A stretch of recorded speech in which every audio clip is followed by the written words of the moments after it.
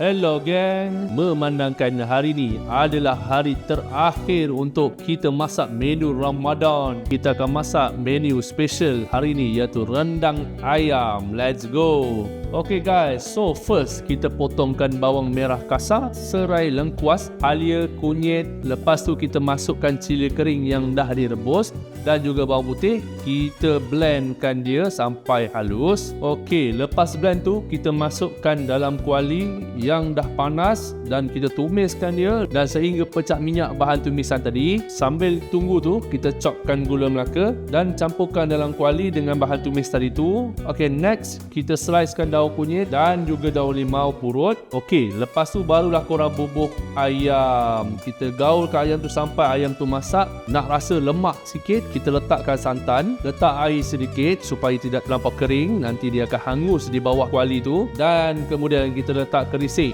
So nak masak ni ambil masa sikit, mungkin lebih kurang dalam 30 minit dah lebih. Lepas tu dah masak, kita letakkan garam, chicken stock, gula perang dan kacaukan sikit, dan lepas tu dah nampak masak, bolehlah letak dekat pinggan.